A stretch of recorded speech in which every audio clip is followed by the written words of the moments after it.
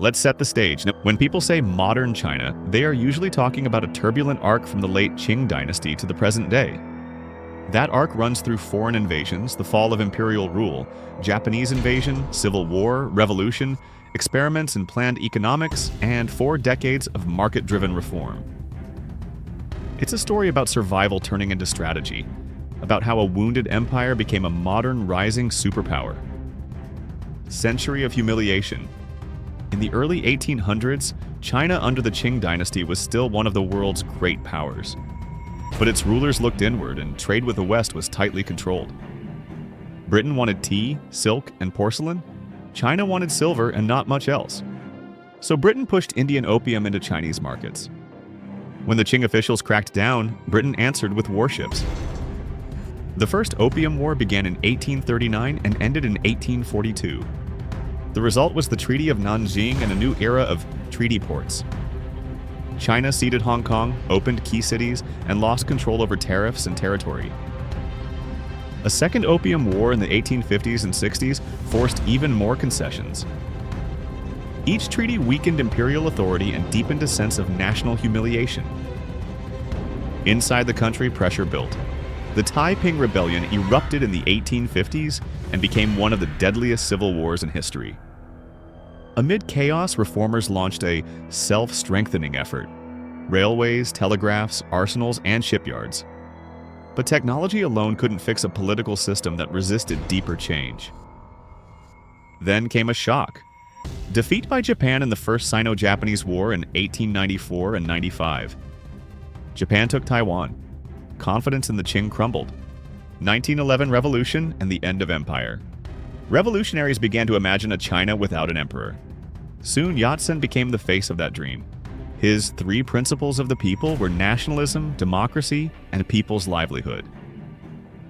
In 1911, the Wuchang Uprising lit the fuse. Provinces declared independence from the Qing. By early 1912, the last emperor had abdicated and the Republic of China was born. But a republic is more than a proclamation. The new government lacked unity and firepower. Warlords controlled vast regions. Foreign powers still enjoyed special privileges in Chinese cities. Ordinary people wanted order, dignity, and a path forward, and none of that came easily. In 1919, a spark from abroad ignited change at home. When the Versailles settlement handed German interests in Shandong to Japan, students in Beijing took to the streets. The May 4th movement was political, but it was also cultural. Writers championed plain everyday language. New ideas, liberalism, socialism, nationalism, collided in print and debate. Young Chinese looked for a way to rebuild the country from the ground up. The Long March. 2 political forces rose from this ferment. The Nationalist Party, or Kuomintang, reorganized under Chiang Kai-shek, and the Chinese Communist Party was founded in 1921. For a time, they cooperated to end warlord rule. The Northern Expedition of 1926-28 reunited much of the country. But the alliance broke down in 1927, when Chiang purged communists in Shanghai. Civil war hovered, even as both sides claimed the mantle of national salvation. By the early 1930s, communist bases in the countryside were under siege. To survive, their main forces broke out and began a retreat that would become legend: the Long March.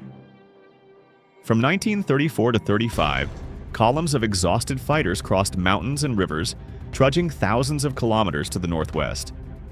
Many died, but the march forged a new identity and elevated Mao Zedong as the leading figure of the movement. In memory and myth, it became a story of endurance and purpose. War with Japan, 1937 to 1945. Then, in 1937, Japan launched a full-scale invasion. War engulfed the country. Cities fell. Civilians suffered unimaginably. Atrocities like the Nanjing massacre seared themselves into national memory. The nationalists and communists formed a second united front against the invaders, but mistrust remained. While Chiang's forces fought major battles, communist bases expanded behind enemy lines through guerrilla warfare and local organization. By 1945, Japan was defeated, but the cost was staggering: millions dead, cities destroyed, and an economy in tatters. The uneasy alliance collapsed, civil war and the founding. The Chinese Civil War resumed with new intensity. The communists capitalized on rural support, land policies, and disciplined organization. The nationalists struggled with corruption, inflation, and battlefield losses. In 1949, communist forces crossed the Yangtze. Major cities changed hands. On October 1st, 1949, Mao Zedong proclaimed the People's Republic of China in Beijing. The nationalist government retreated to Taiwan. Two political orders now faced each other across the strait. Early PRC, war, reform, and rebuilding.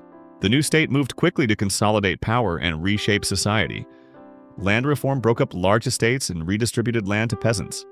Industries were nationalized. Women gained new legal rights in marriage and work.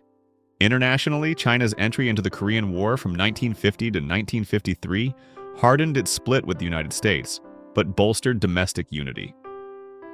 At home, development followed the Soviet model: 5-year plans, heavy industry, and political campaigns to transform everyday life.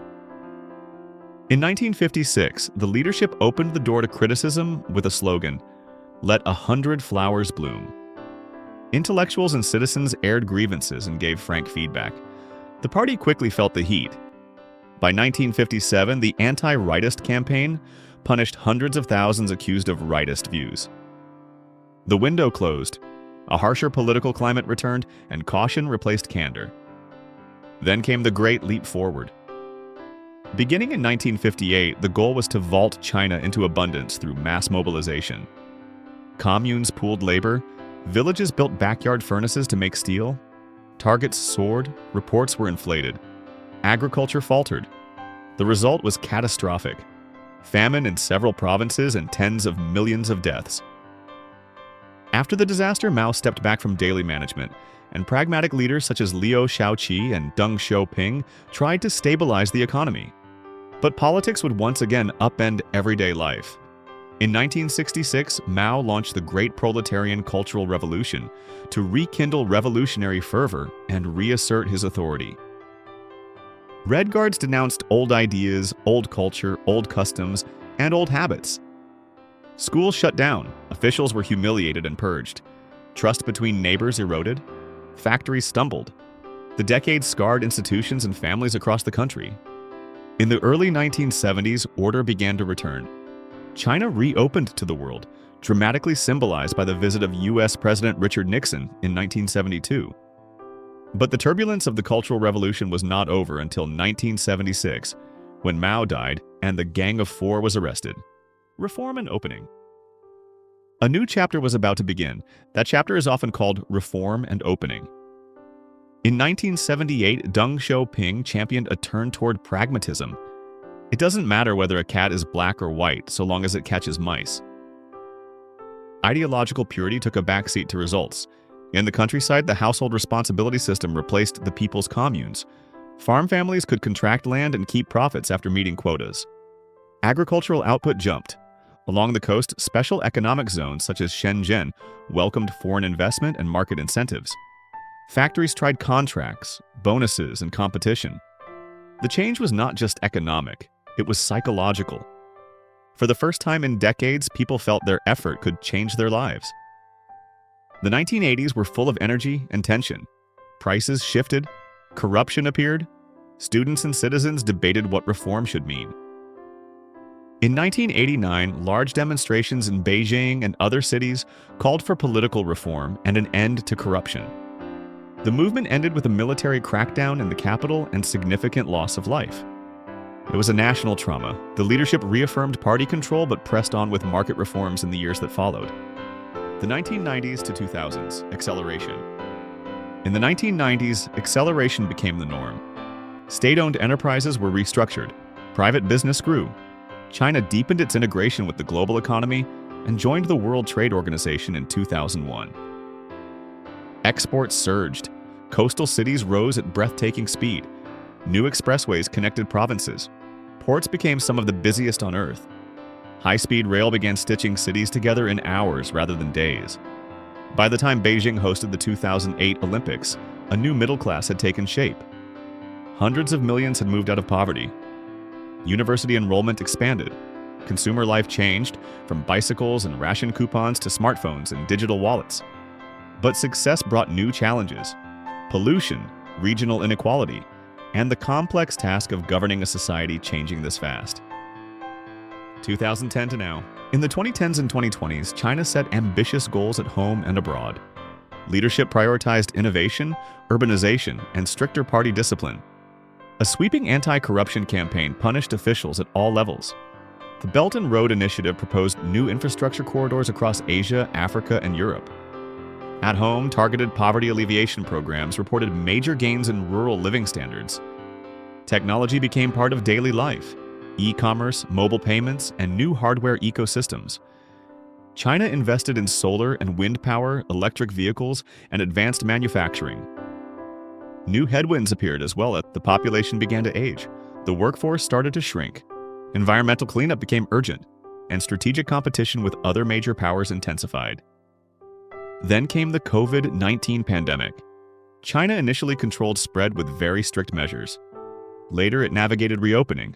Like everywhere else, the social and economic after-effects lingered, even as daily life moved forward. So what makes China modern today? It isn't just factories and bullet trains. It's a fusion of a civilizational past, a revolutionary state, and decades of market experimentation. It's rapid growth tempered by uneven benefits. It's global integration paired with a strong sense of national sovereignty. It's a society negotiating change at extraordinary speed while trying to hold together a shared story. If you zoom out, a pattern emerges. In the 19th century, China faced warships and unequal treaties. In the 20th century, it survived war, revolution, and famine. In the late 20th and early 21st century, it engineered one of the fastest improvements in living standards ever recorded. That arc does not erase the costs or controversies, but it explains how the world's most populous country became a central player in the global system. Looking ahead, the big questions are clear. Can innovation keep pace with ambition? Can an aging society stay dynamic and inclusive? Can growth become greener and more efficient? And how will China manage its relationships with the rest of the world while navigating its own priorities at home? From warships at the gates to spacecraft in orbit, the story of modern China is about adaptation, strategy, and scale. It is about turning survival into direction, and it is still being written by engineers and farmers, by teachers and entrepreneurs, by families moving between village and megacity, and by leaders tracing plans across decades. However you view it, the journey from empire to superpower is one of the most consequential transformations in human history. If you learned something from this story, like, comment, and subscribe. I will be making more videos on the topic of China.